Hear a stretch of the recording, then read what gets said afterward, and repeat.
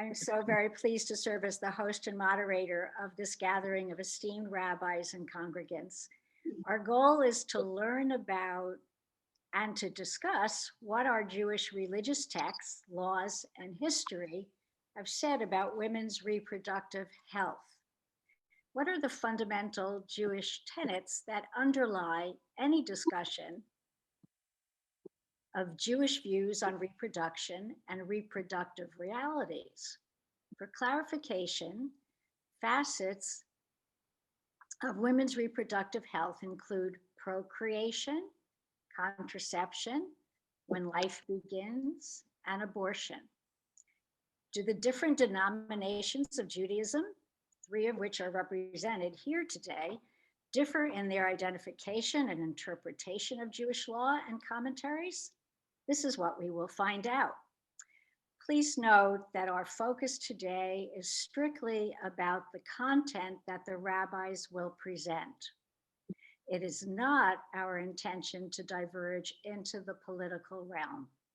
And we define political as the explicit endorsement of candidates or parties, and also in this context, discussing Roe, secular legal cases, or state laws will be redirected by me so as to not complicate, confuse, and or distract from our stated purpose. However, you can be expected to leave our program with a firm understanding of the Talmudic and Jewish legal texts and historical positions on each aspect of women's reproductive health. As with every program our Tikkun Olam committee sponsors, you can then choose to apply what you have learned to act or not out in the broader world. Before I introduce our presenters, I have two additional requests. Each rabbi will present for about 10 minutes, after which they will have some time to respond to one another. Then I will invite your questions. You will use your raise hand action, which you can find in the participants, I think it's participants, no, in the reactions section on Zoom. And then I will call on you. You may also type your questions into the chat, and I'll repeat this when it's question time. But out of respect for our presenters, and so as to not distract our participants, please wait until the rabbis have completed their presentations before you type in the chat. Thank you. And then finally, please make sure that your audio feature is turned off throughout the program unless you are called on during our question and answer section. Now to our panelists. I am pleased to introduce Rabbi Paula Goldberg, who has been the rabbinic scholar at Congregation Shir in Newtown, PA for 25 years. Adult education and support for the other clergy has been her passion. Although officially retired, she continues to contribute her time at Shir.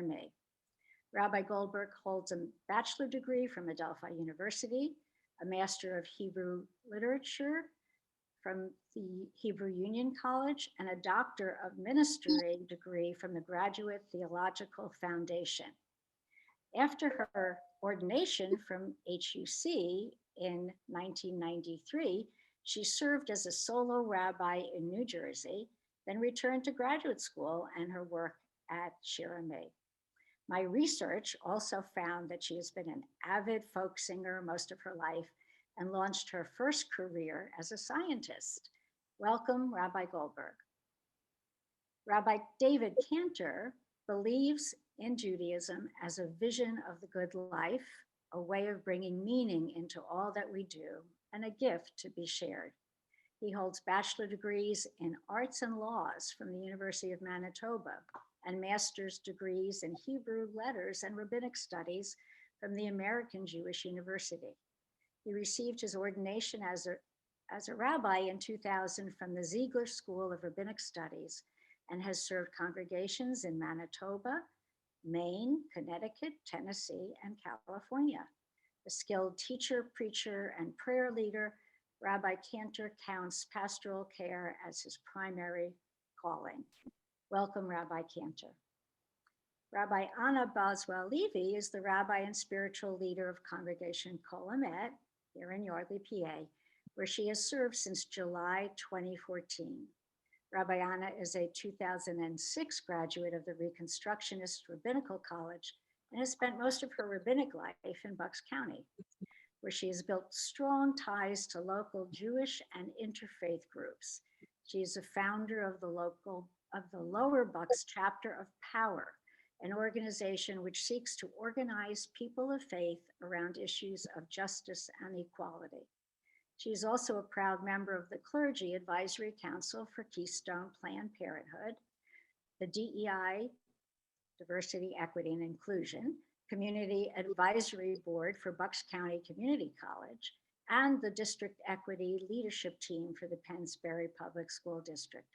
In addition, she was a member and officer of the National Boards of TRUA, the Rabbinic Call for Human Rights, where she served from 2004 to 2017, and the Reconstructionist Rabbinical Association, 2015 to 2021. And Rabbi Goldberg will speak first. So the podium is yours. Thank you. So I'm going to be sharing a screen, or my tech person here will be sharing a screen. And we're going to be starting with some of the basic traditional sources.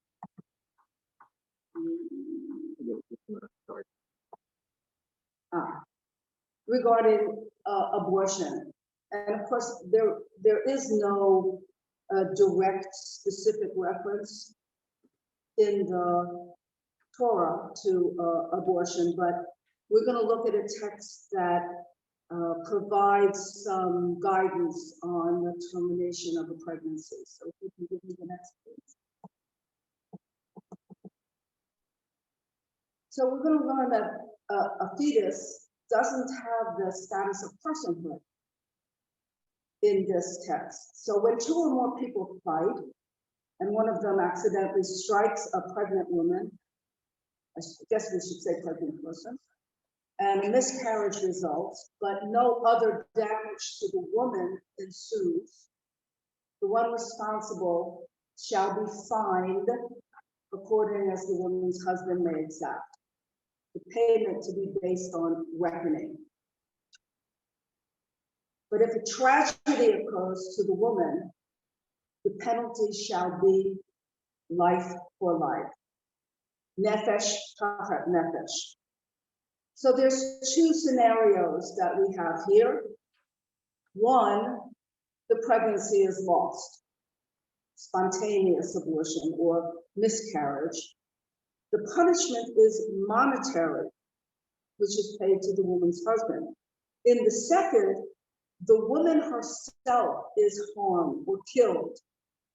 There, the punishment is retributive. Eye for eye, and nefesh, we usually use that for soul, but here, it's not in the spiritual sense. Nefesh means a person with personhood rights.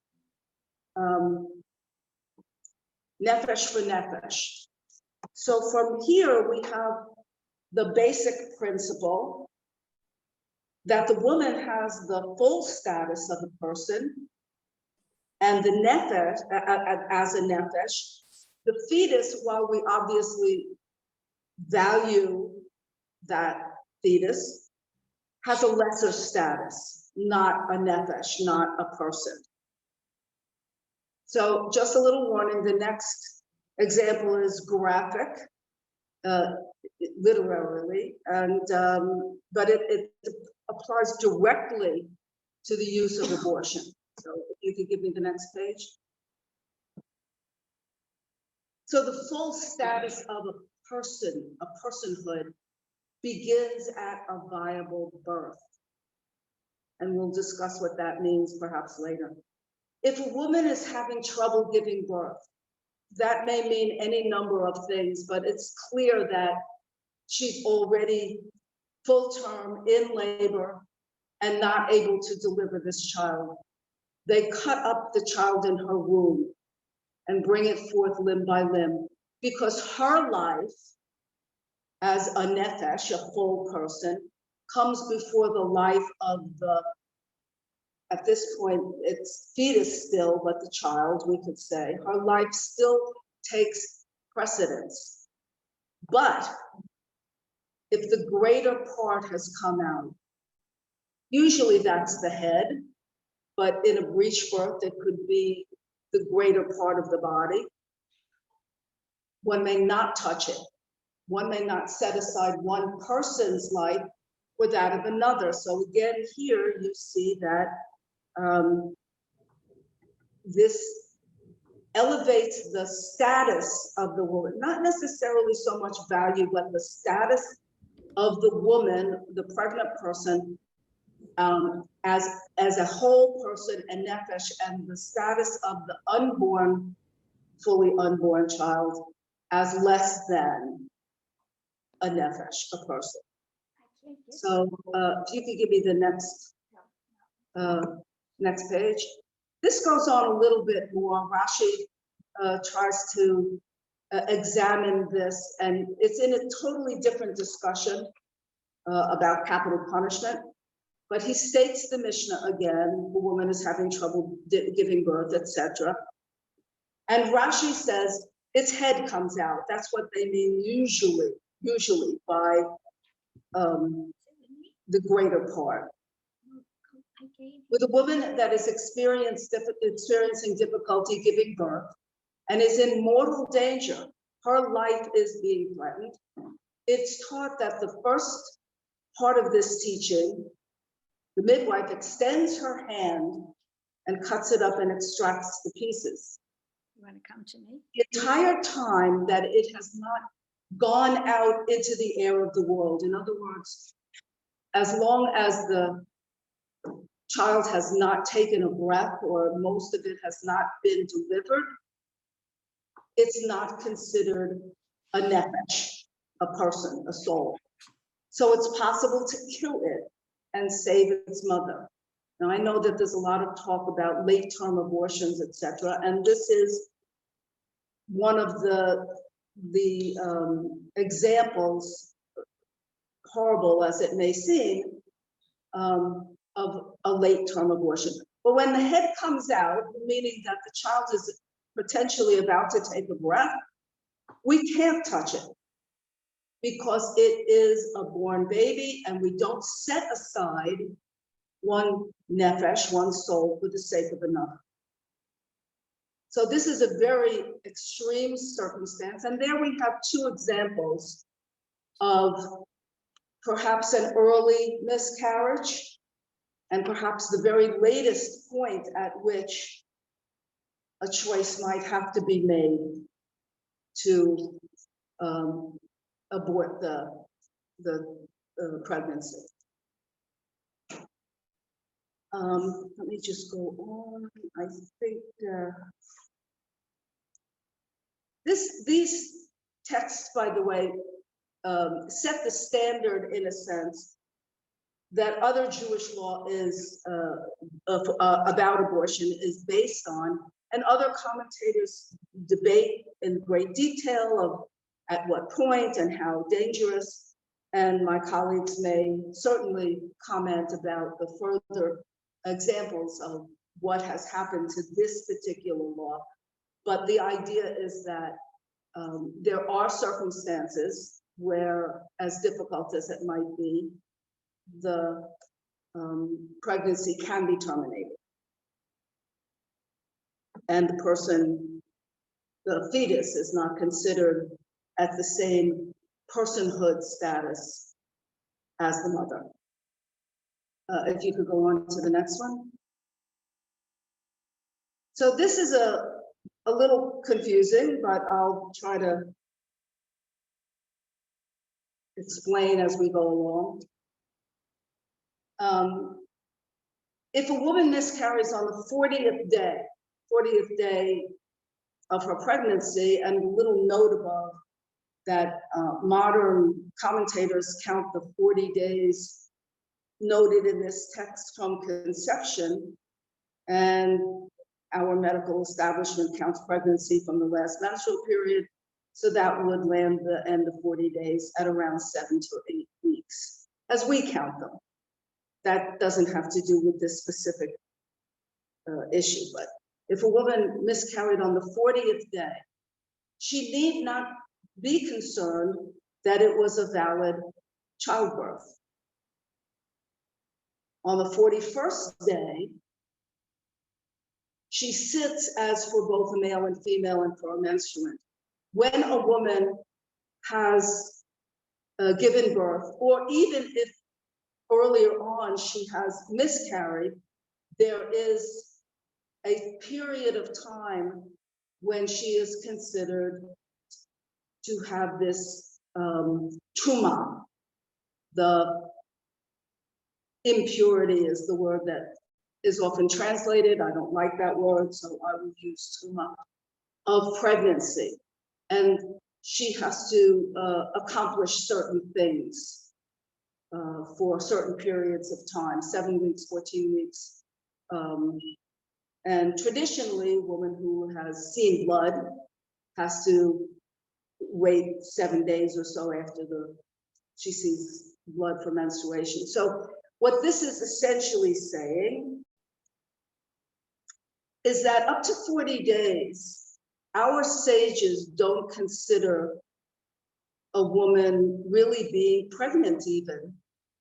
Although nowadays I know we can find out 2 days later, but this just says that they're again creating that that separation, that the fetuses, some of the rabbis say, just water, or perhaps a part of the woman, and is not considered to be a birth or a miscarriage up to 40 days. After that, it is considered, and even if the woman unfortunately miscarries, she has to consider that a valid birth. So if you could go to the next slide. So the last piece that I want to just add in has been a little controversial. This is Maimonides. Maimonides is always a little controversial. He's referring to the idea of aborting a woman who is in danger of death from in labor. And he says, this is one of the negative mitzvot, not to take pity on the life of a rodef. A rodef is a pursuer, one who's setting out to kill somebody else. On this basis, our sages rule that when complications arise and a pregnant woman cannot give birth, it's permitted to abort the fetus in her womb, whether with a knife or with drugs. Note that this is, she cannot give birth without endangering. huh? Do you mean she cannot give birth without endangering her? Without endanger, she's in mortal danger of her life. And but I want to point out about the use of drugs here, because that is also a kind of an advance in the way that ending a pregnancy might happen, even in the Middle Ages. The fetus is considered a rodef of its mother. In other words, you're allowed to kill somebody in self-defense if your life is imminently in danger, right at that moment.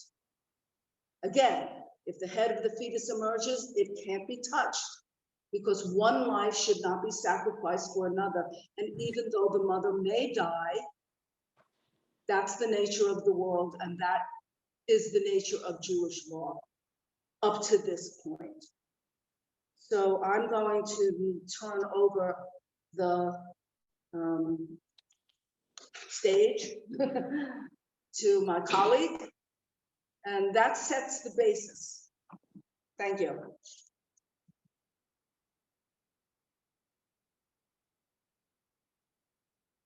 Thank you for explaining the sources so well and so thoroughly. Thank you. So in the conservative movement, there's a body known as the Committee on Jewish Law and Standards.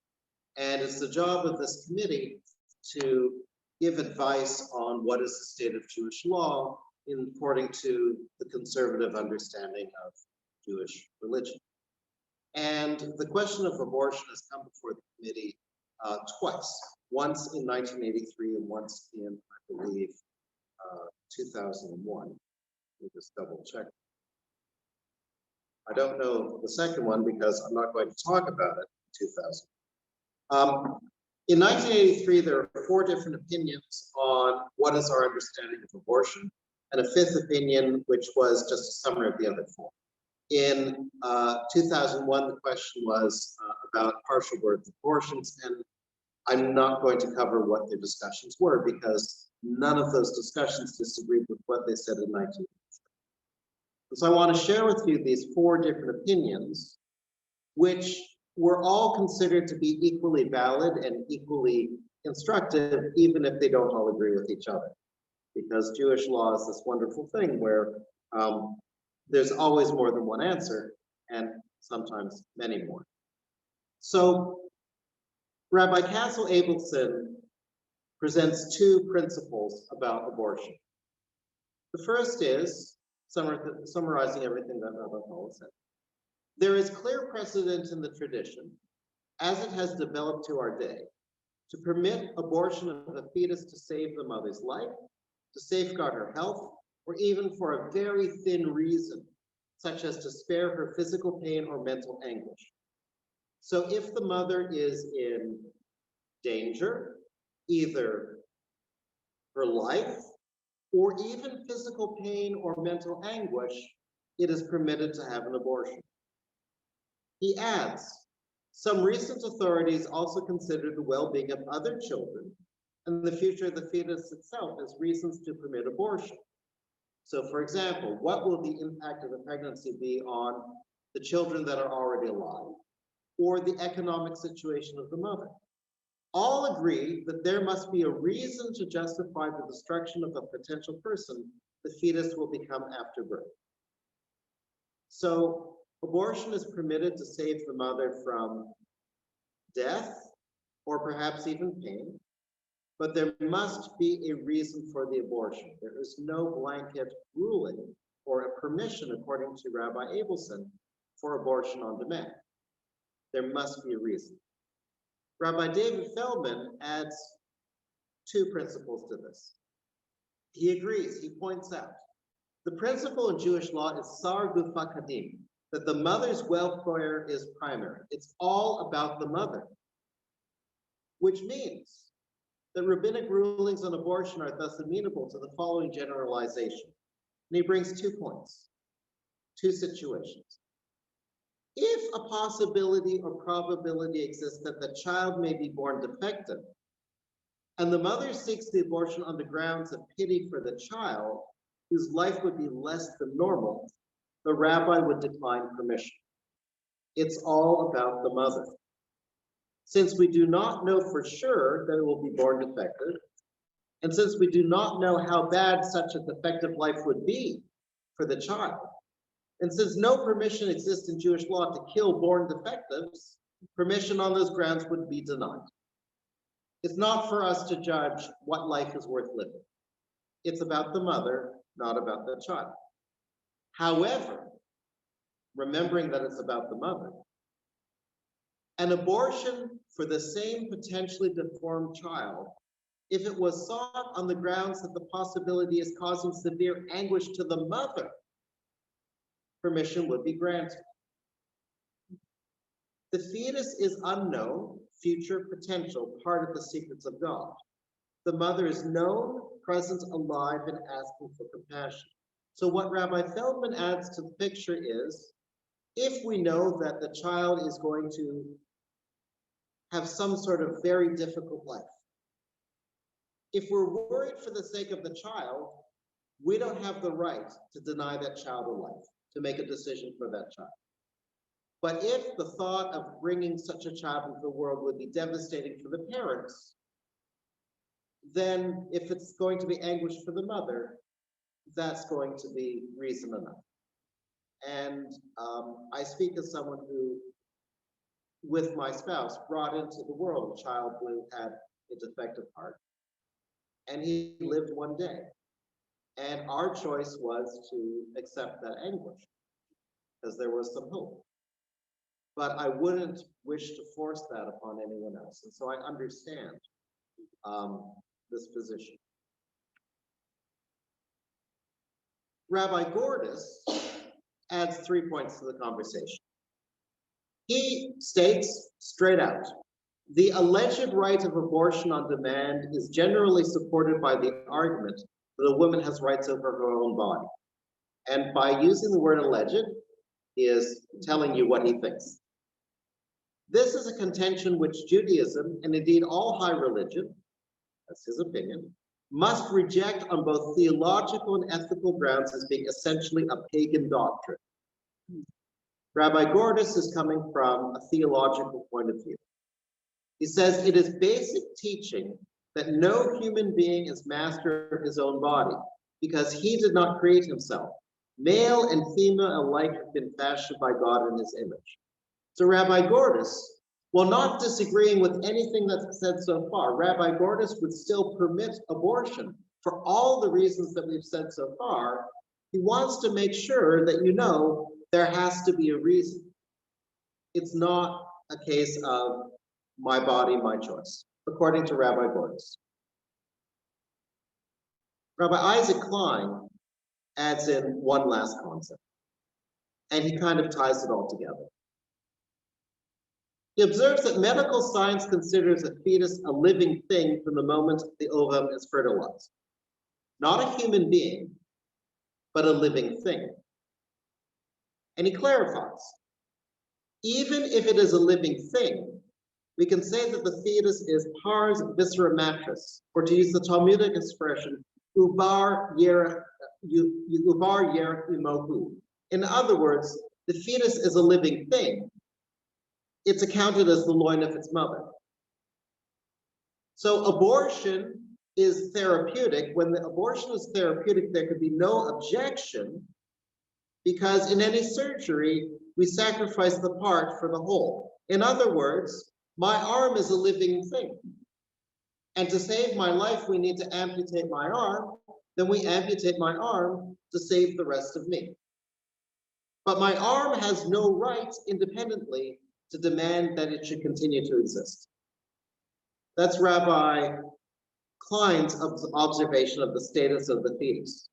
It's a living thing, but it has no autonomy. This is the attitude the rabbis have taken in Rabbi Klein's assessment of Jewish law up to 1983. Abortion is forbidden. I'll repeat that. Abortion is forbidden. Though it is not considered murder, it means the destruction of a potential life. And then, the most important part of his ruling, if, however, the purpose is therapeutic, if it is to save the life of the mother, if the mother is looking at a situation of unbearable pain or unbearable mental anguish, or for all the reasons we've stated so far, even though it is forbidden, that objection is removed because the mother's life takes priority. And that is the opinions that the conservative movement came down with in 1983. And nothing much has changed since then, other than can we clarify things on partial birth and when exactly is the child born or unborn?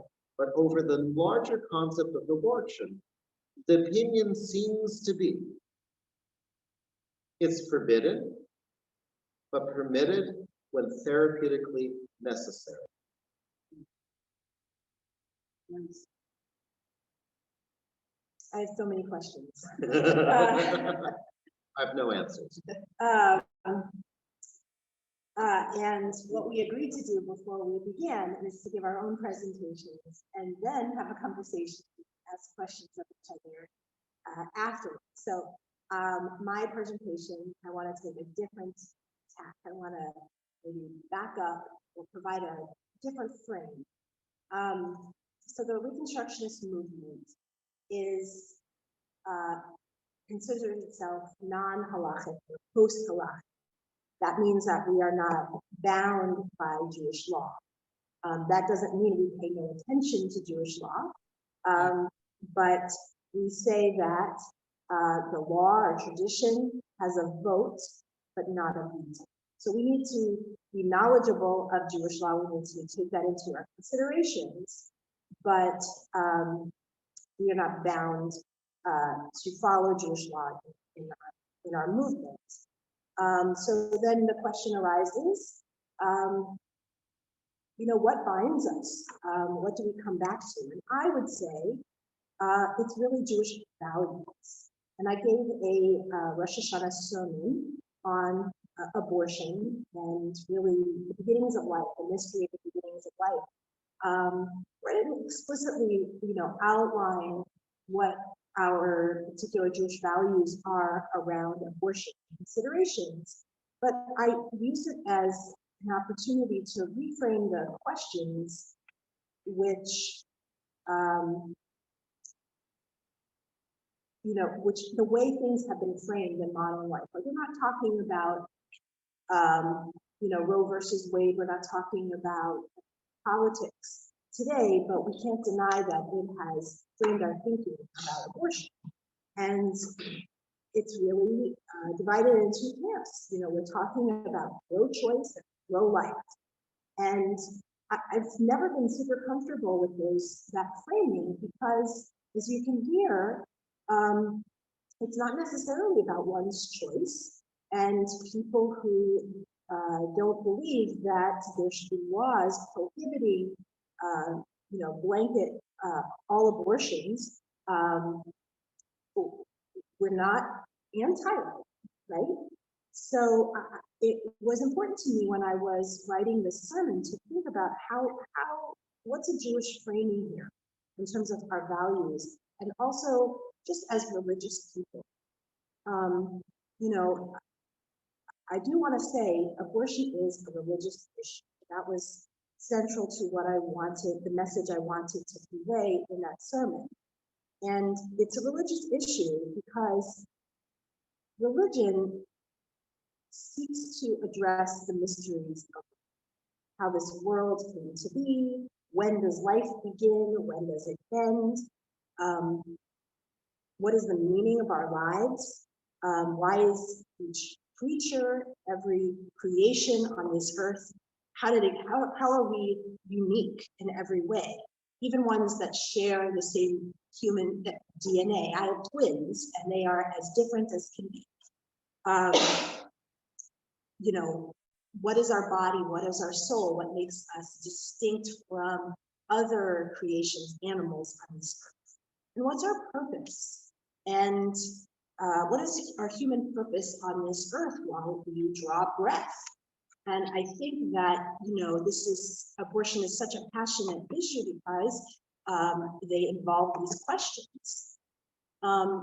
So one thing I want to say about religion, and for me as a religious person, is I seek to find meaning in the liminal places. And liminal is an adjective from the Latin that means on the threshold. It's that transitional, ambiguous space that often makes people feel scared or vulnerable. So beginnings are for sure liminal places. There's so much mystery, uncertainty. Certainly when you find out you are pregnant or want to be pregnant, you and your partner, you are in that liminal place. Like, what is our life going to be? Do I want to become? What is life going to? How is my life going to change? How am I going to be? All of these questions arise. And as a rabbi, I want to help people find holiness in that liminal, transitional, ambiguous space where we might feel scared and vulnerable, but also it's an opportunity for us to examine, purpose as we go forward in our lives, where God is in this space right now. Also, death, the moment death, but leading up to and after this, those are liminal spaces. These liminal spaces are fraught with uncertainty. And the reason why I think liminal spaces are so important is they're the spaces of transformation. And as a person, as a rabbi, I want us to be, when we are in those liminal spaces, to feel all the feelings, but also to be wondering and curious and exploring, to be able to say, you know, like people in our tradition have said, Hineni, here I am, you know, how can I be a servant to this moment and to God? So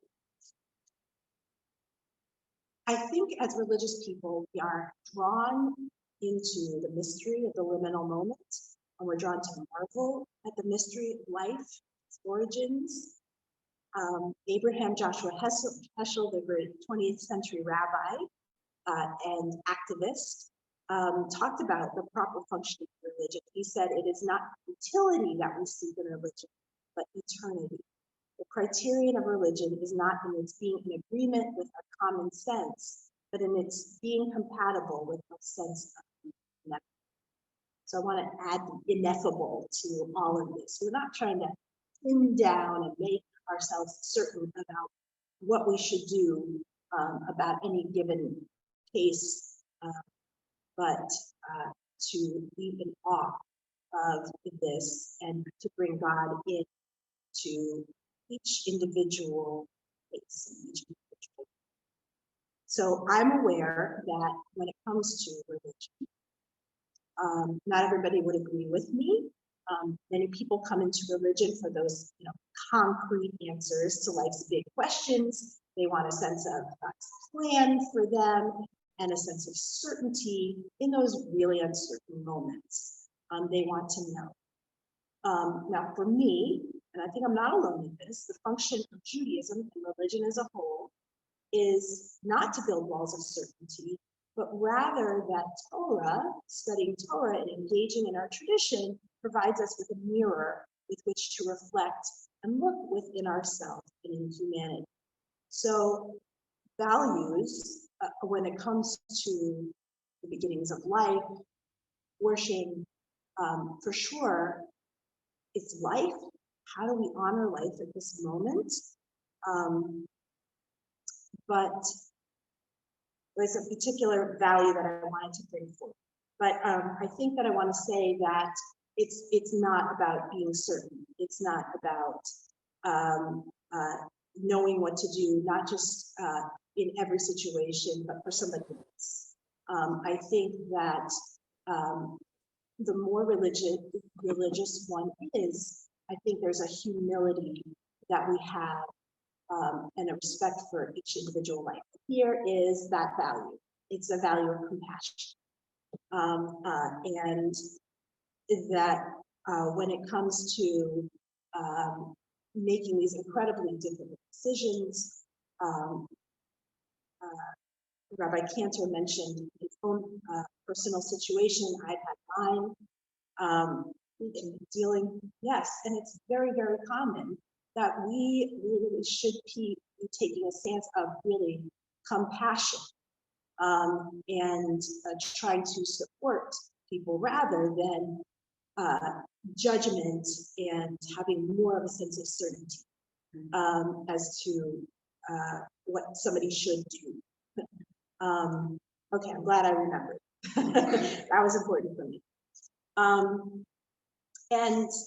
And so for me, you know, it's not about so much as pinpointing when life begins, but the big question I think we should be asking ourselves is, how do we honor life?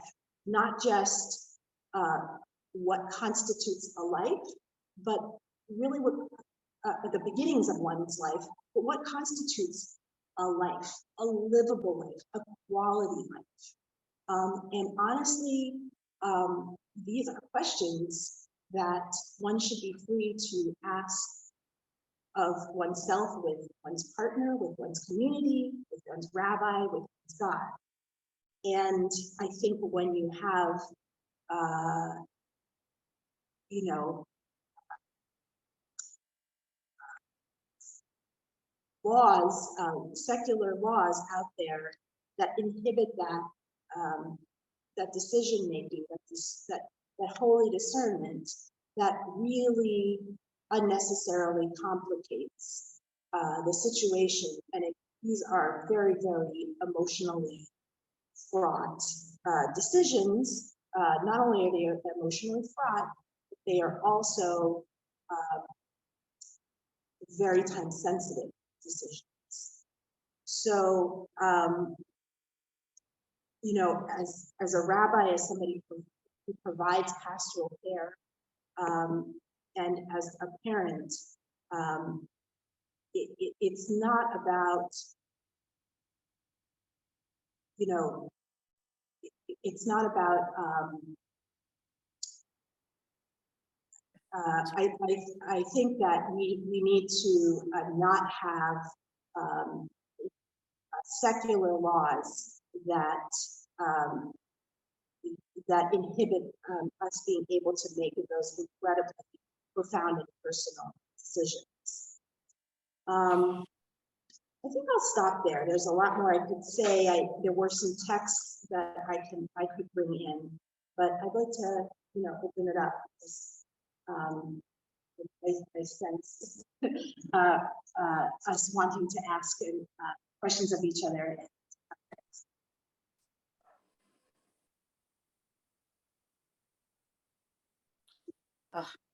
Well, I mean, the only thing that I have to say that I really agree with the sense of what religion is really about, in a sense, is not to make the decision of these liminal places, not to say life begins at. Our rabbis did. They sort of said life begins at the 41st day after. That's a text.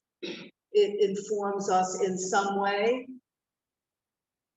but sometimes those answers are too cut and dry, and too, there's a lot more liminality to those answers. And you know, you said about opening our questions, and I think that religion also is to support us in that liminality, to support us in the uncertainty, to help us navigate what can almost always be treacherous ground regarding pregnancy or regarding many other questions of life and death. So. Right. And so when we come to text, I think it shouldn't be, well, what is the Jewish view on? It's really to open up.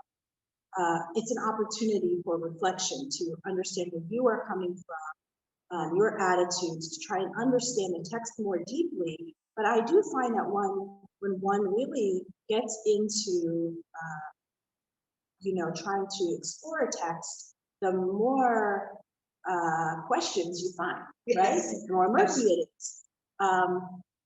You know, I talked about a few different texts in my sermon that had to do with this motif that it comes up very commonly in Torah, the motif of the barren woman, and it's very, very common, and all of our matriarchs, or biblical matriarchs, had struggled with conceiving. And, you know, I think when you get into these stories and these questions, why is it so common? First of all, it is common, yes. And that's why probably it's so common in the Torah. But as a trope, I think it comes up to help us, you know, reflect on the meaning of our life, the purpose of our life. For these women, it was like, well, I can't have a child, then what is the meaning of my life? Right, and we are intended to reflect on the meaning of our own life when we are encountering Torah.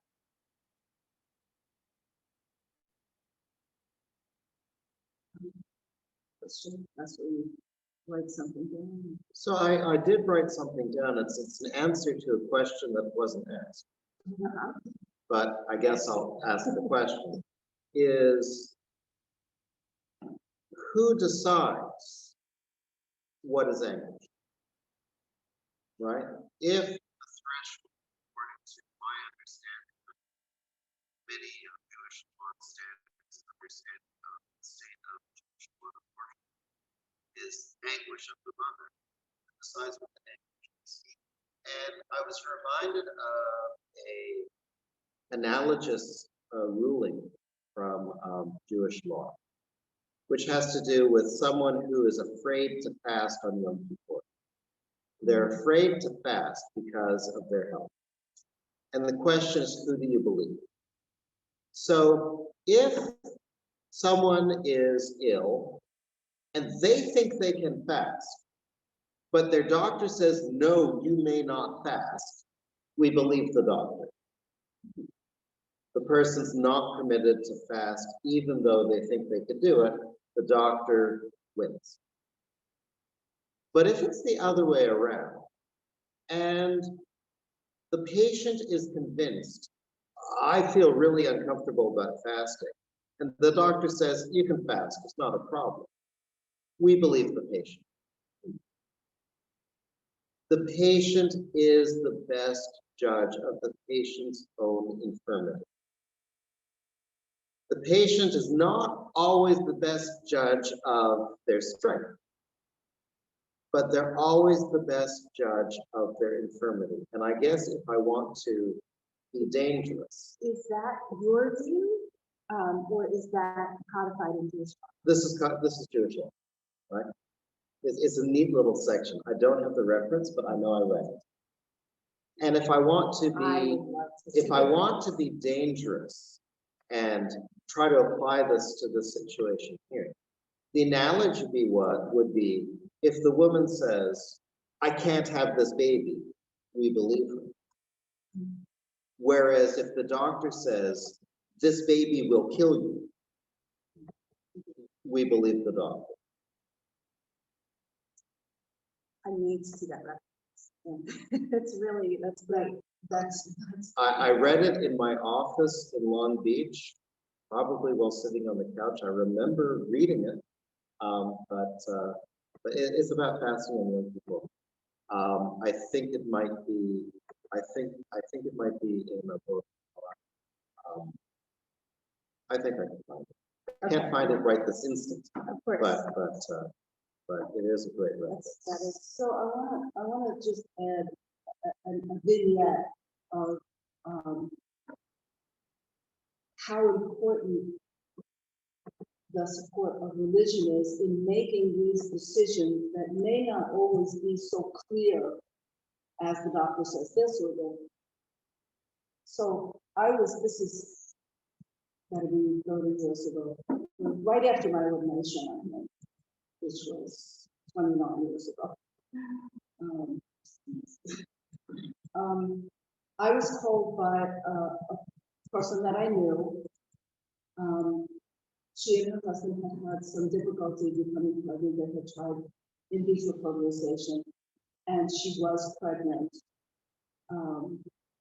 with twins. At 20 weeks, and they were thrilled. I mean, at 20 weeks, or actually it was, I think, at 16 weeks, she had to make the decision quickly.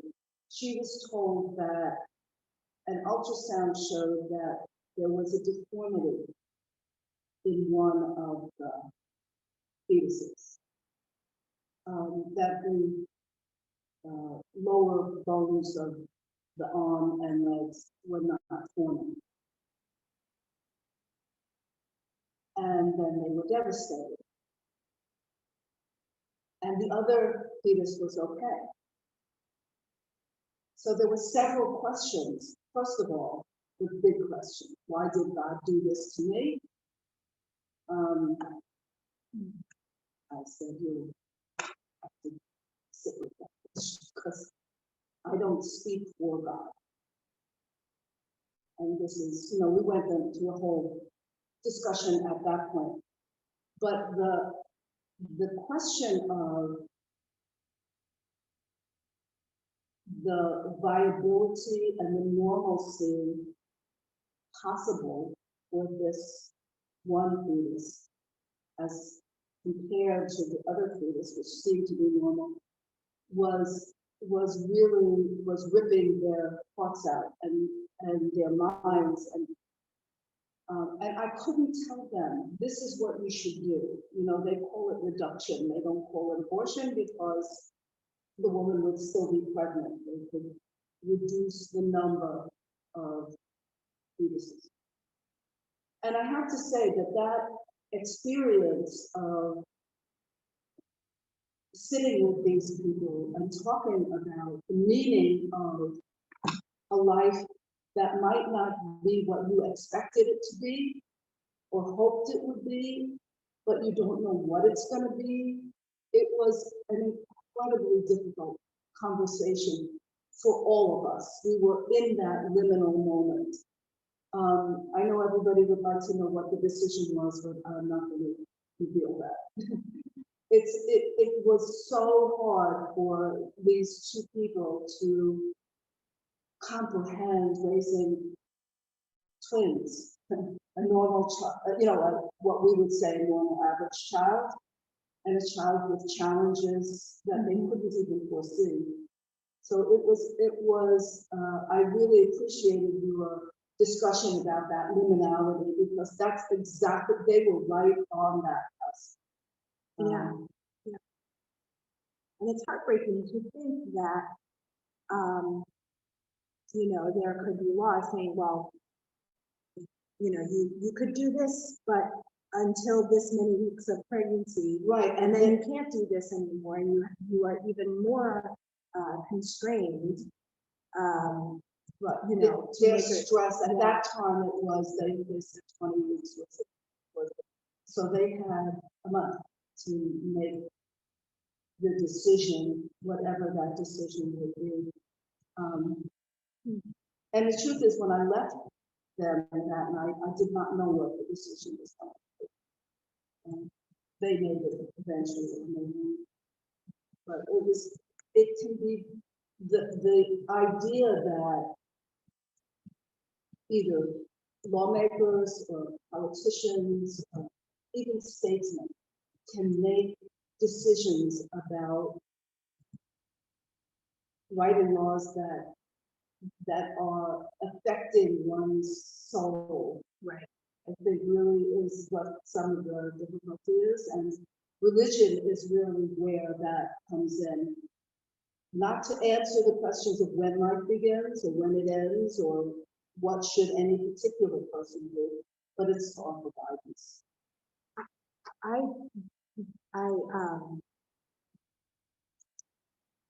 did have a question, Rabbi Cantor, about a term you used. You said abortion on demand.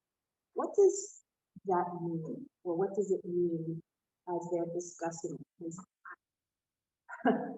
when I think of on demand, I think of watching television, not abortion. So I can't imagine getting into the mind of another person. But I have a feeling that in the 1980s, abortion on demand would be viewing abortion as just another form of birth control. Which is to say, not because of anguish, not because of concern, but because of, oops, I think that's where they're coming from. Perhaps I think they're coming from a place of, this is just another form of contraception. That would be my guess. Very, I would say, expensive and invasive form of contraception. Yes, but as demographics and statistics and information will tell us, In different strata and in different populations, access to reliable birth control and education about reliable birth control is not always equal. And there are many communities, or at least in 1983, I assume there were communities where abortion was one of the, or could possibly be, or perhaps they were worried it would be, it being a go-to solution. That would be my guess, but I cannot speak to exactly what they have in mind in the notion of 1983. What is the debate on abortion on demand? Yeah. But that would be my guess. I've heard people talk about, you know, it's sort of a bad time for us to have a child. You know, Yeah. not angst, not financial difficulty, not, You have to wonder how you get to that point. well, no, you have to wonder in terms of percentages of abortions, you know, the, That are convenience. yeah, how As many of them opposed are to- quote convenience or they would consider on demand? And how much of this is a perception of how it's being used rather than reality? Well, that's even true today, where when they're saying we want to ban abortions, everyone agrees after 16 weeks, that's too late. But if you look at the people who are getting abortions after 16 weeks, the vast majority are people who desperately want that child, but it cannot be born for reasons beyond their control, usually because of the mother's health. So it's a vanishingly small subset that is really perking people into putting these very broad laws and broad solutions to a narrow problem that creates immense difficulty for people who are not within the population that they're trying to legislate upon, but upon the population of people who, oh my goodness, your child has been raped, they're 10 years old, and really they need to have an abortion because there is... Howard, we have a problem with audio. There's a problem with the microphone someplace. It's just Yeah. it's just returned. The audio is back. Rabbis, the audio is back on. The audio is back on. I hope it's okay. I just invited the No, I mean your computer. Yeah. There. okay.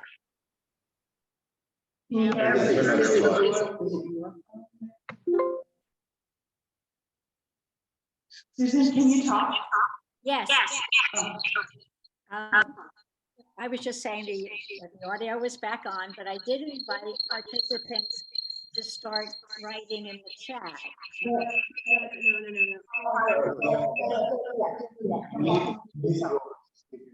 Okay, to start writing in the chat their questions and also to raise their hands in the reaction section of Zoom.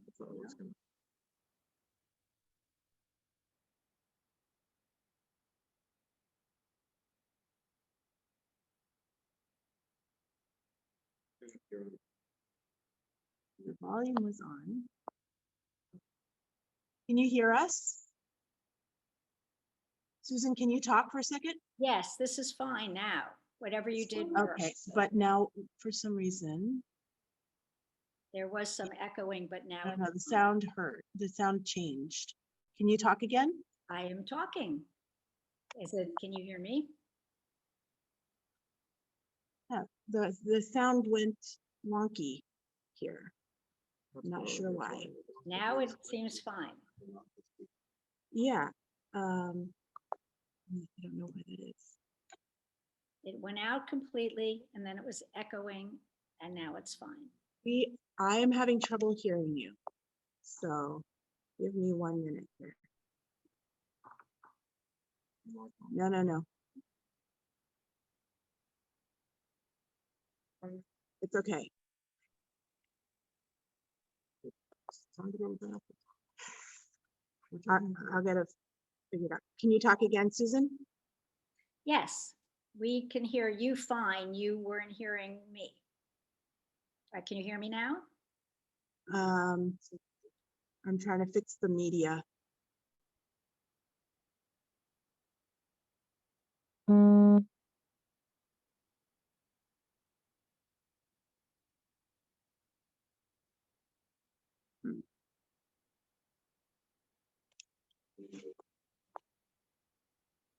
System.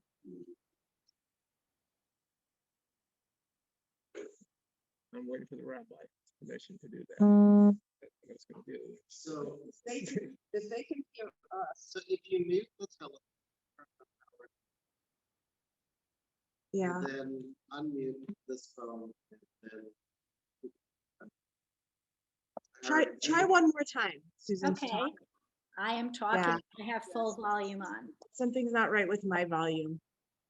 I don't know why. but we can hear them and I hear everyone on the phone, so other Okay. people can hear us. Maybe we can look at there was a question in the chat. Yes, I'm Just go back to that, if the people on Zoom can hear us. we can hear you just fine. Okay, She's turn saying on. that she can hear us. Could you mute your? I'm not muting it. I turned off my. Yeah, that's what's gonna happen. That's what's gonna happen if you don't do it.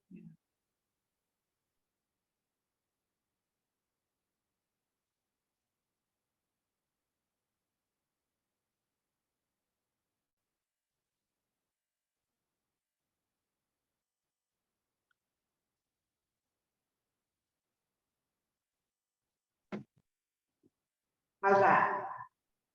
Can you hear us now? Yes. Oh, okay. Oh, we can hear you.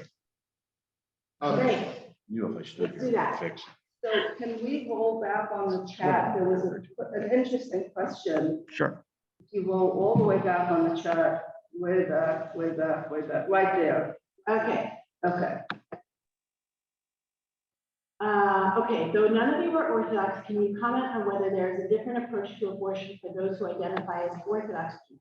For example, we know in ultra-Orthodox communities, women often consult rabbis first, almost quote, seeking their blessing. As we know through personal testimonials that Orthodox women, through personal testimonials that Orthodox women do have abortions. so. Is there something further down? No, that's, and it's, Oh, That's no, it. that Yeah, was that's just it. all of the other stuff. So, Okay. none of us are Orthodox rabbis, but I would say that the summary that I gave would be in agreement, would be agreed to by most Orthodox rabbis. That abortion is forbidden, but that it is permitted in order to avoid the anguish of the mother. And where there's going to be disagreement is what qualifies as anguish.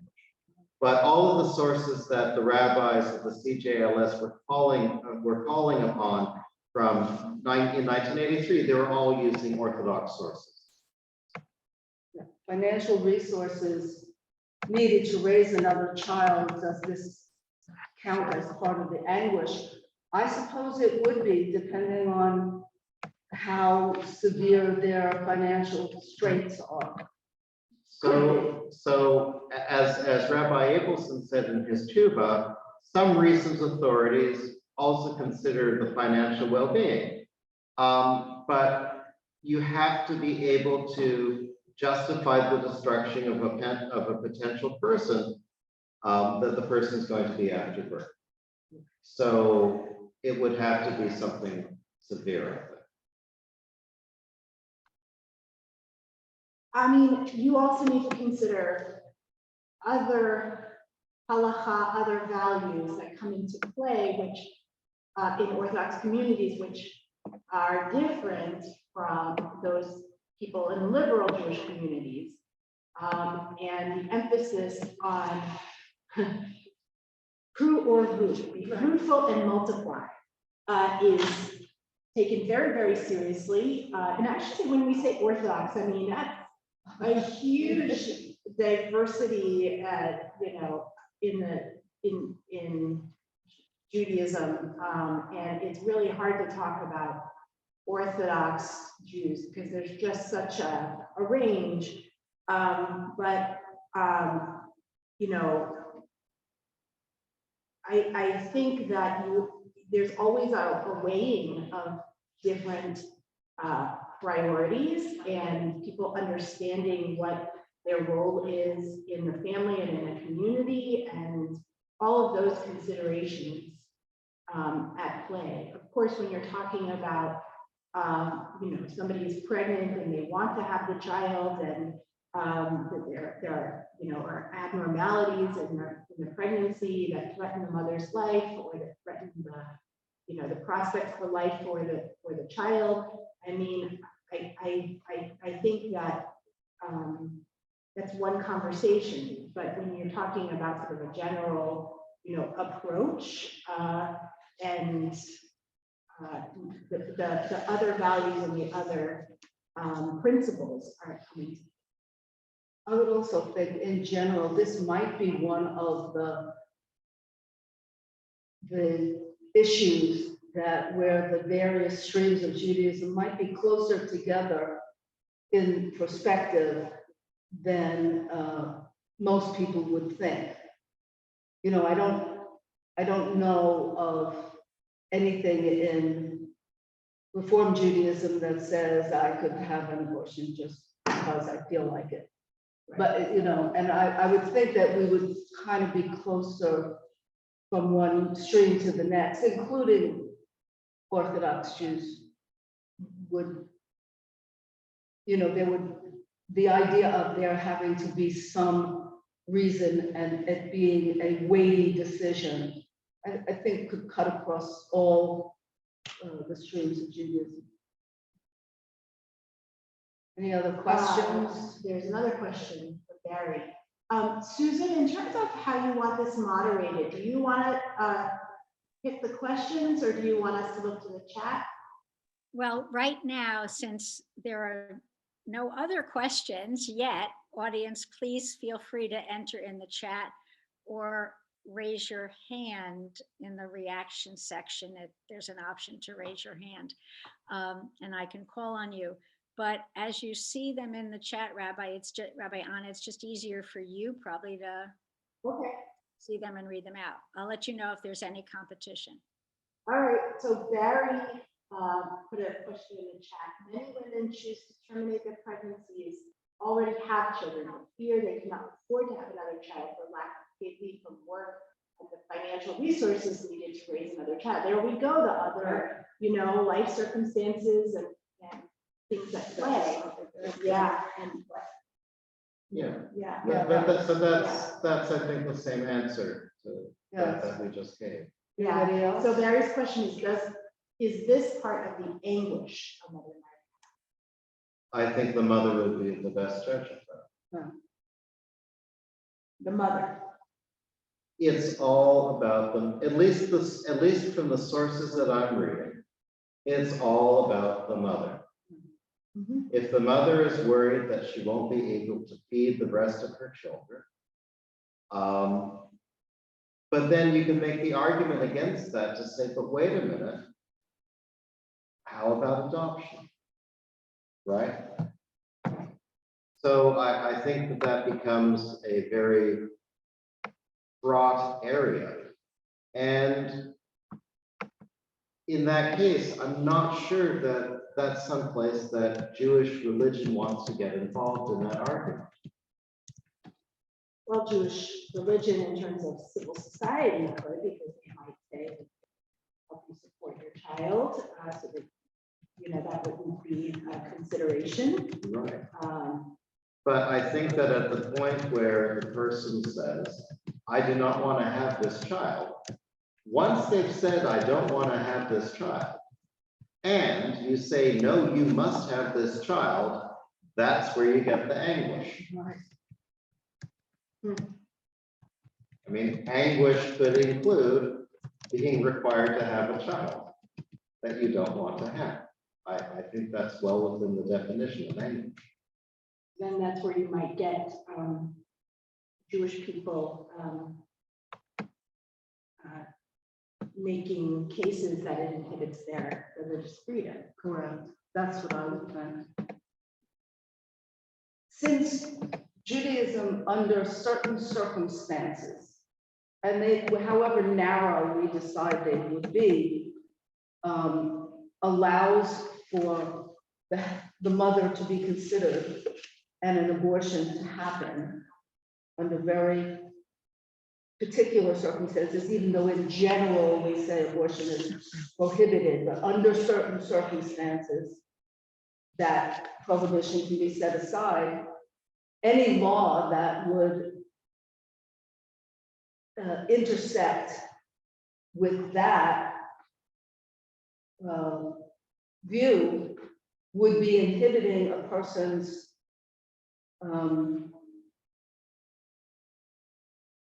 religious views, I believe. I mean, it also happens, you know, there are people who say, well, life begins at conception, which then would obviate any abortion. And so I think it goes along with some of those liminal spaces.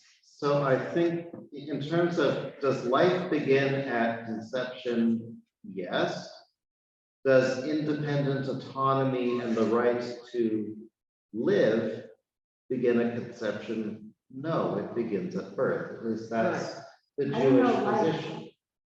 I don't know that life begins. You said that life begins at conception. Absolutely, it is a living thing, Right. but it's not a living thing with autonomy. It's not a person. Again, my arm is a living thing. Life begins. My arm is definitely alive. It's not I independently thought alive. that, what about the text about it? Butter.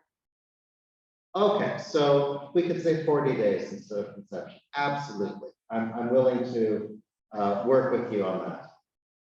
I feel like we're haggling there. Yes, it is. It's like, I mean, yeah. there's I'm another, not questions. concerned So, about it. I mean, I am concerned about that. I don't think that, I think that, well, those kinds of, I think they're not productive and they can be destructive, like that, to be trying to pinpoint exactly when Right. life does begin.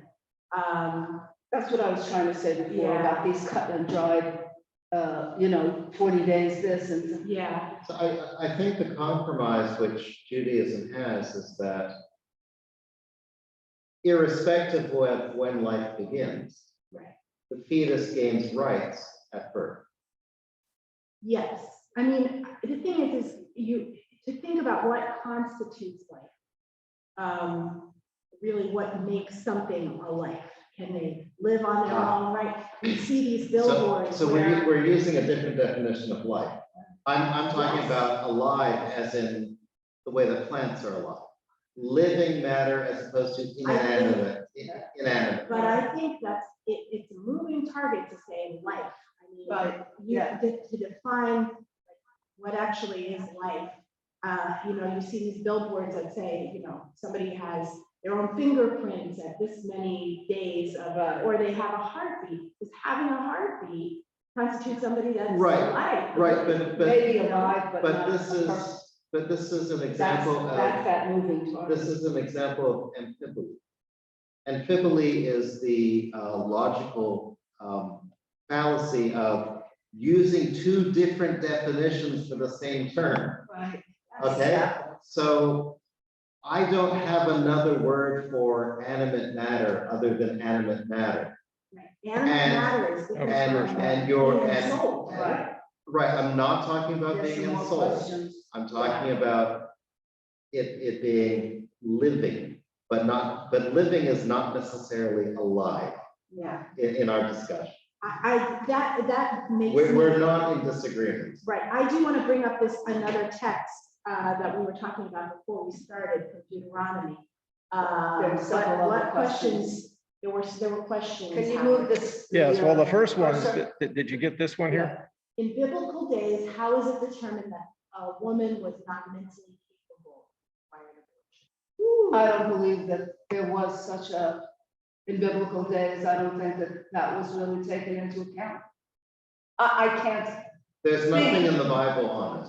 yeah, And then Sue Ellen Miller writes, adoption is very difficult for the birth mother. It often causes major anguish for the child and adopted family. It is not a lightly considered alternative. yes, Absolutely, that's absolutely. I feel definitely a passionately about true, that. Yeah. that's a truism. Absolutely. Lisa writes, is the thought that life begins at conception, but the soul enters at the peak of the head from the womb.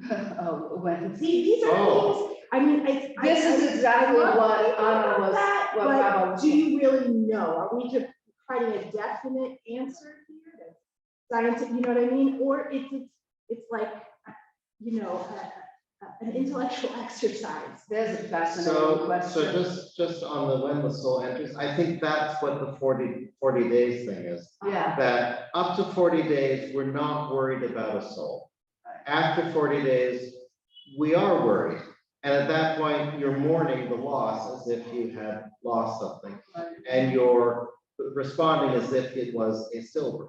See, I disagree there because I think that the text is really concerned with how to treat the mother's quote tum'ah. right.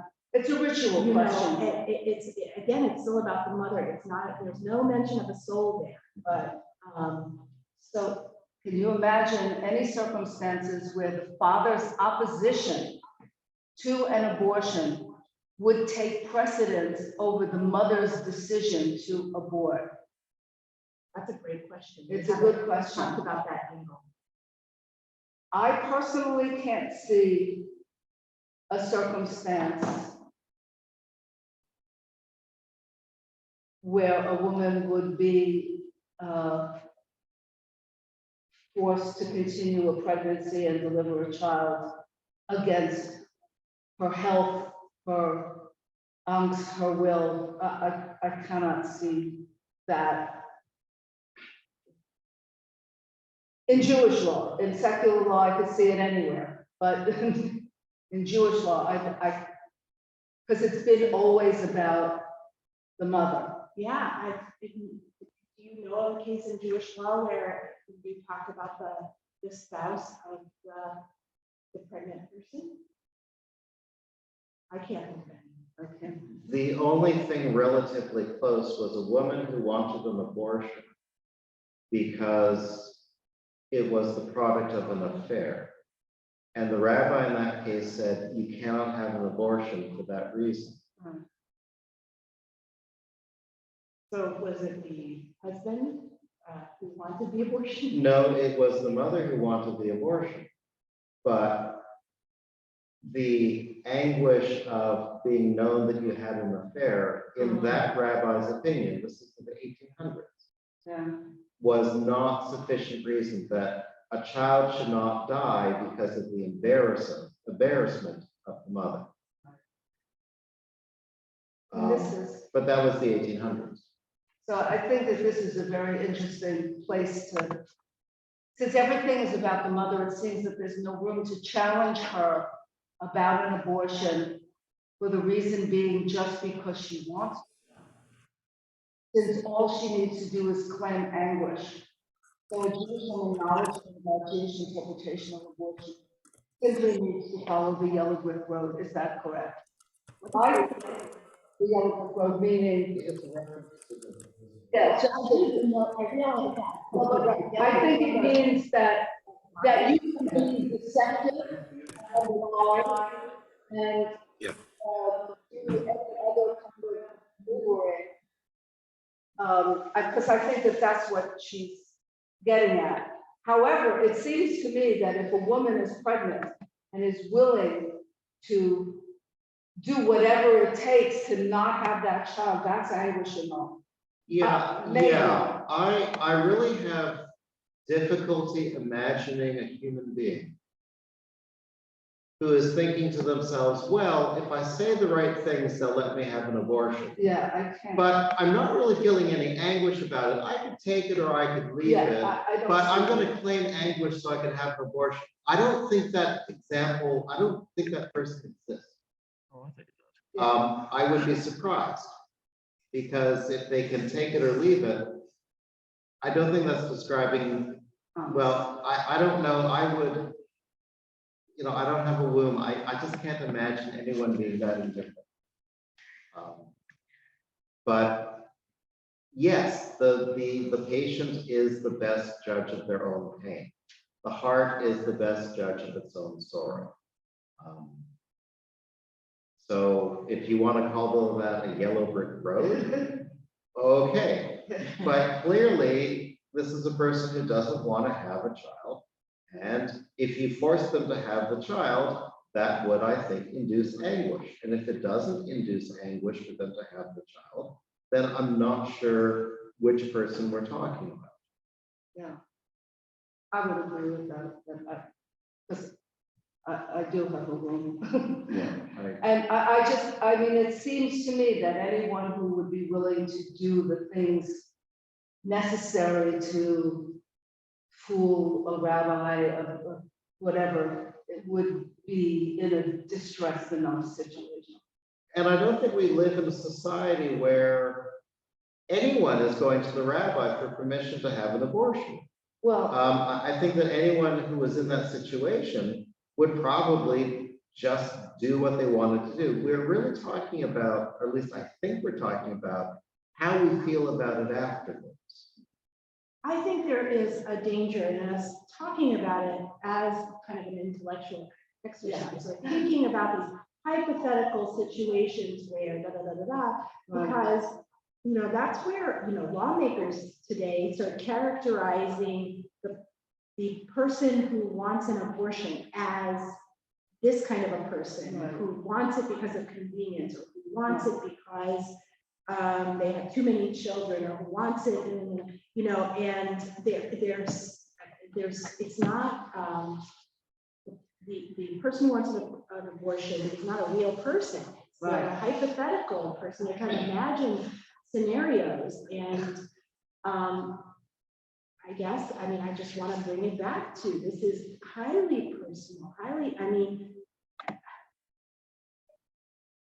this really needs to be made with the faces involved in the case by case. And even we're trying to make generalities as to, how does the spouse feel? How, it varies so much, not just, the era that one lives in, where one lives, what the communities of what resources are available, the healthcare available.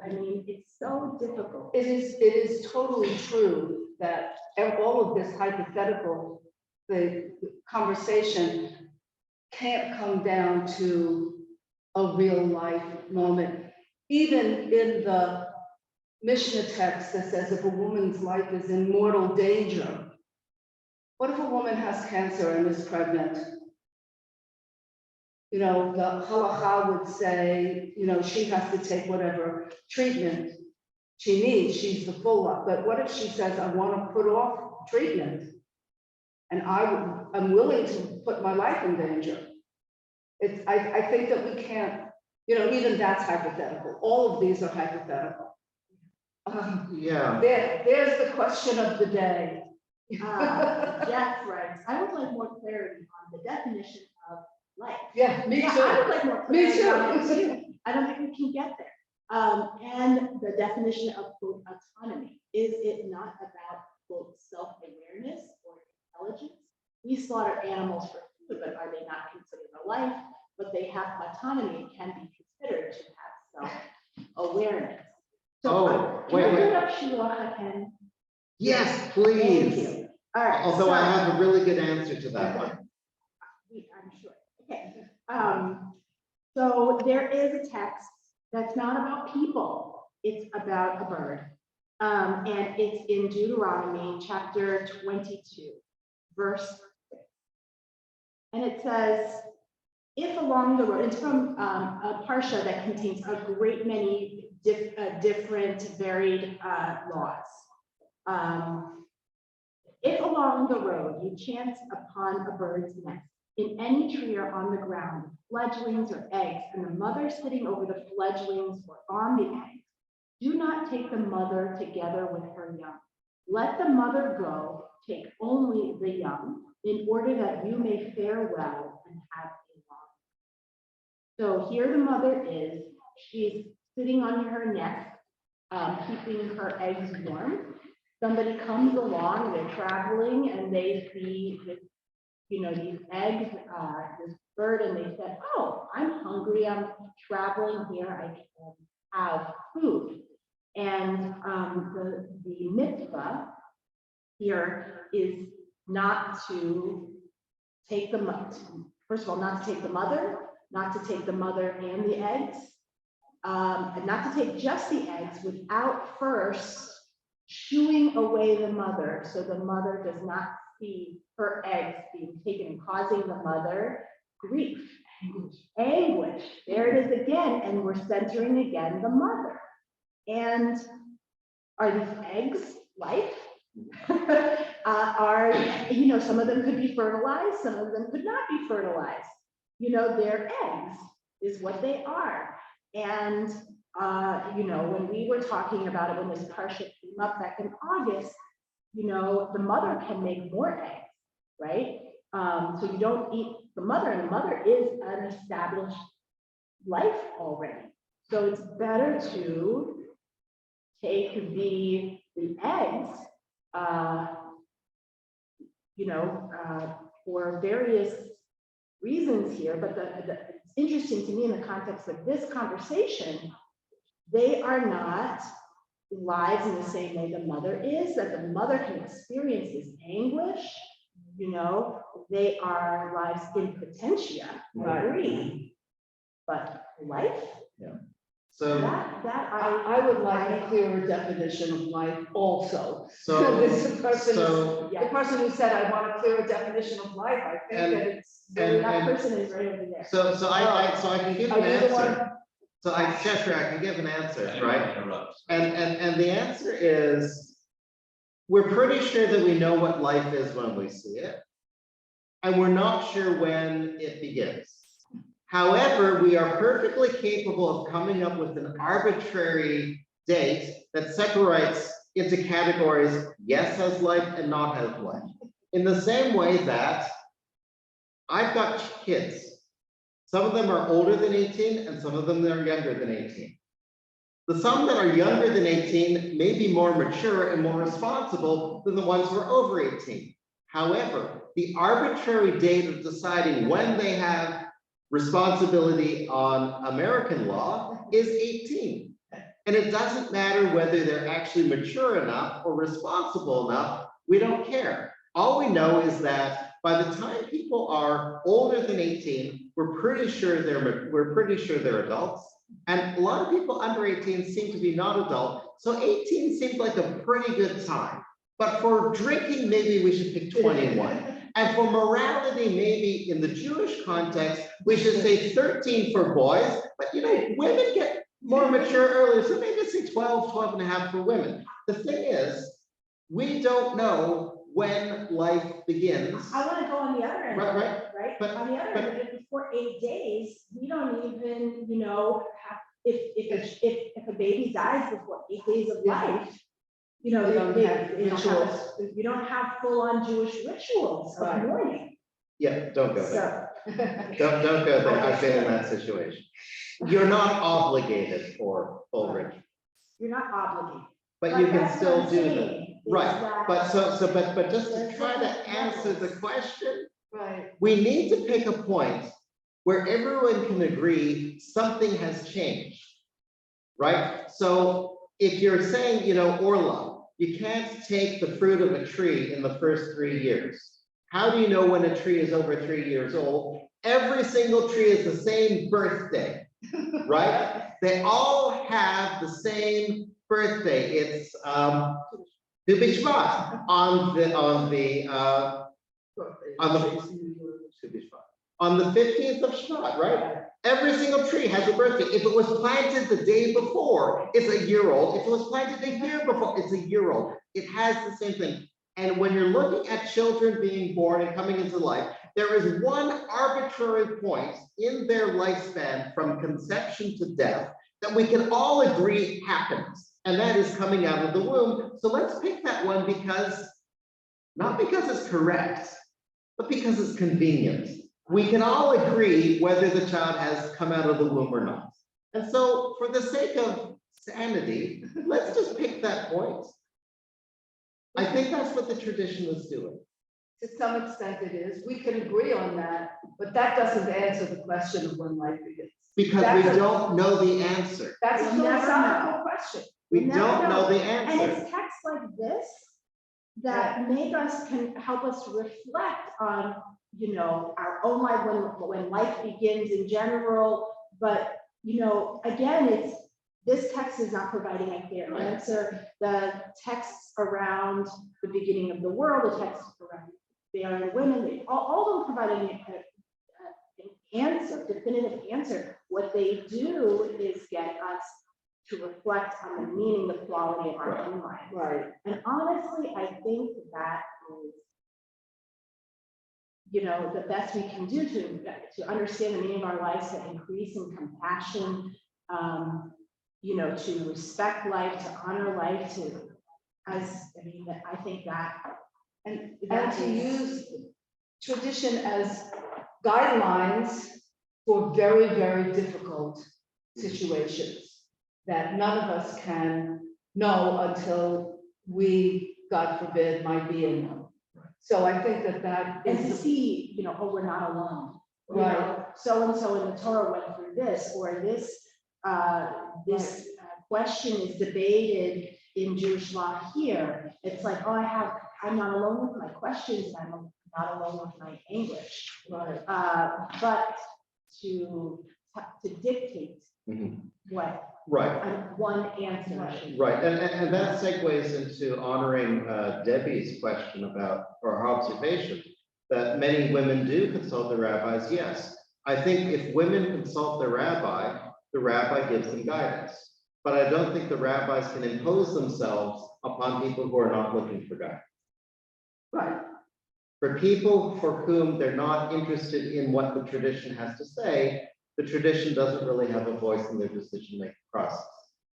But for people who, you know, when we were in our situation, and I went to a rabbi for advice, and the advice of the rabbi was, I presented it as a hypothetical, and they said, you know, in that hypothetical situation, certainly the family should be able to, they should have an abortion, but we just couldn't do that. You know, there was a potential for our child to have some kind of a life. Turns out 20 years later that no, even if surgeries have been successful, their lifespan would not have come this far. They would have been doomed to die, would have been even worse. But we just couldn't take away the potential from that life in potential. But that was our decision. That was where our anguish was located. And can you imagine your anguish had it not been a decision? Absolutely. Right, Absolutely. and I think that the idea of consulting, somebody put rabbi as therapist. I think that someone consulting a rabbi who wants insight into the tradition can use every resource that is possible, like the people that I helped to counsel. You know, I didn't give them an answer, but I gave them more to think about and support, actually, for either decision that they would have decided. You have somebody in the way. You? Oh, thank you. Anyway, So Amy asks, what are your perspectives on the argument that a baby can now live outside the womb with medical advancements at earlier even if born premature? well, perspectives, if a baby is born premature, the baby is born. If the baby is breathing and whatever, then So whatever. that's just a side of the argument of Well, if the baby was born on Tuesday and has full rights, if it had been born on Monday, it would have had full rights. So how come on Monday we don't say it has full rights, even though it doesn't get born until Tuesday? And the answer is, it's arbitrary. We want an arbitrary trigger point for when the rights of individual existence and rights. What is the trigger point? We've picked an arbitrary trigger point. It's when it happens. Someone who is a refugee who's coming to the United States of America, until they, well, up until recently, until they actually cross the border, their rights as a refugee don't begin. They need to actually cross the border.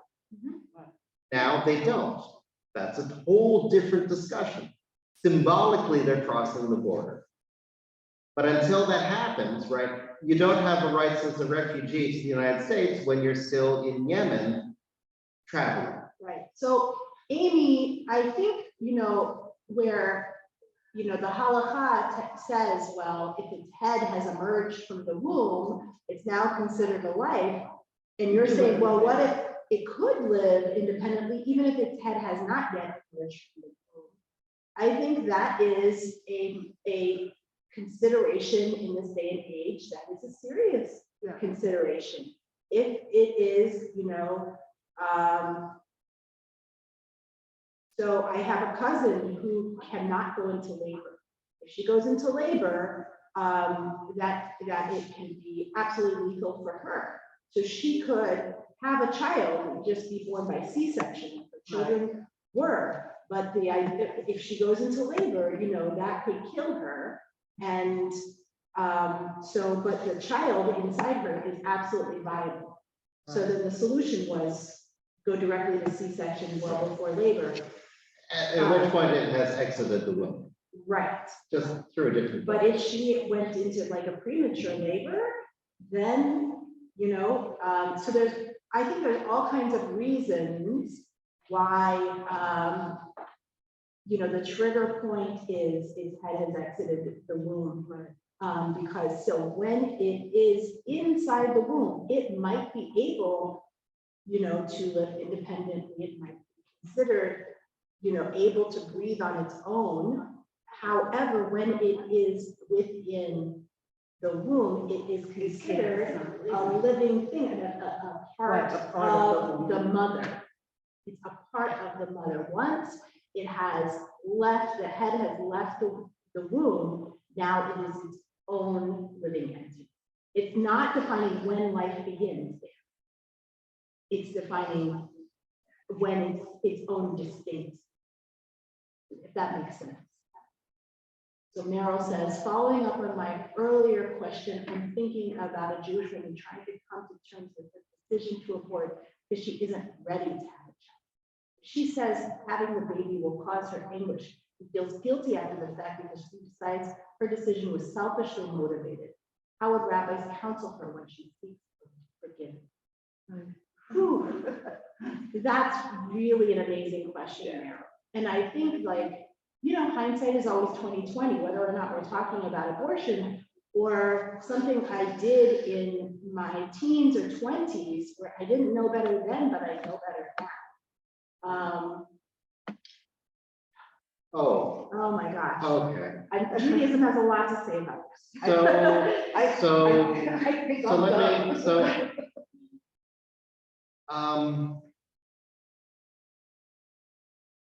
So on the second day of, no, the first of, no, we don't even talk about Rosh Hashanah.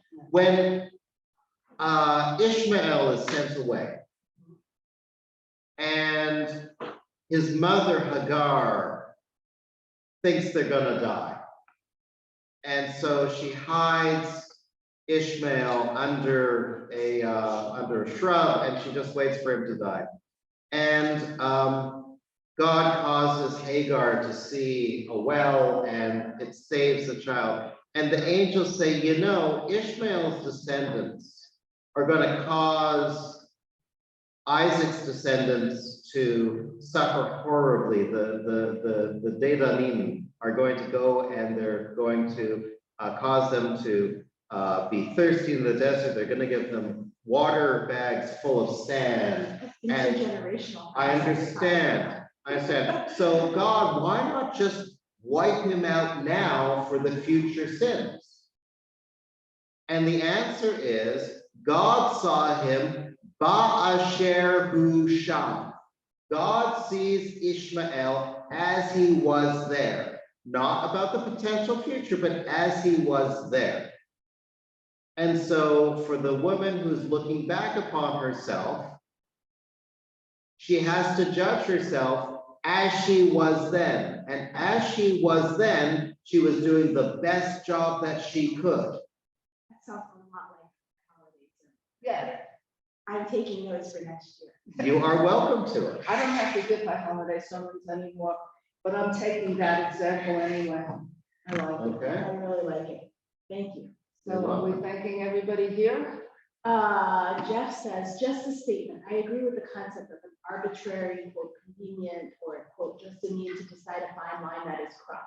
Country and state boundaries, currency, laws, regulations, and religious law, all constructs of our mind. For example, in Ukraine, with female war, yet another human concept is that, quote, an enemy, and thus it is acceptable to kill another human. It is a figment of our imagination. All right, I'm good up until the last line. It's not a figment of our imagination, but it is So, a result of arbitrary divisions, arbitrary points in time, arbitrary definitions of who's in and who's out. So I think that that's, to me, is a good place to. Oh, it's an amazing place to stop. Thank you. yes. I didn't realize we had a mystic on our executive. So can I just, so the world is created and it's tohu vabohu. It is well-turned wheel. It's just complete confusion. And God imposes order and patterns. But the reality is it's still tohu vabohu. And if you look at a video of lights going off randomly and you play music, it will look like the music is synced, the lights are synced to the music. No matter what, you will find a pattern. And the reality is, it looks like there's a table and a phone and a cup and people, but really it's just a whole bunch of neutrons and protons and electrons and a whole bunch of empty space in patterns. We find patterns because if we can't find patterns in things, it drives us insane. And this is just yet another example of our way of trying to organize and categorize and impose order so that we can survive. So this insane collection of protons, neutrons, and electrons wants to thank everybody, Yes. both my people and my congregational friends and the other rabbis, friends here. You've been incredibly patient as we rabbis do what rabbis do. And I hope that maybe we all learned a little something. Amen. Susan, do you want to close us out? Yeah, no, you've all done the work for me. Thank you, Rabbi Goldberg and Rabbi Cantor and Rabbi Boswell-Levy. We do have a recording, as you all know. We haven't talked about the logistics of how it's going to go out, but I'll leave it to each synagogue to determine their protocol. We'll Do we have emails of all the registrants? I'm sorry. Yeah. Yeah, we can send it once I get it, I can send it to all the registered folks. And then, but since there are people who weren't able to come, some of whom have already reached out to me to say, how can I get a recording? You know, I had conflicts, I couldn't be here, I wanted to be here. So, and there are people who may not even know that they really wanted to have this information, who, when they are given the opportunity, may choose to accept the gift of a recording. And who knows, maybe we'll have a follow-up at some later point, but I do appreciate greatly the opportunity for 3 congregations, all of us local, to come together and look forward to the next opportunity. Thank you so much. Anyone who has any ideas for the next opportunity, please, you know how to reach me now. Thank you so very much. Really a fascinating discussion. Thank you, Susan, for putting this program together. You're very welcome. And thanks to Deb for your support and Beth L's support. Bye now. Bye. And rabbis, if you can stay on for maybe 5 minutes after we say goodbye to everybody, just to have a quick debrief, that would be wonderful. Thank you.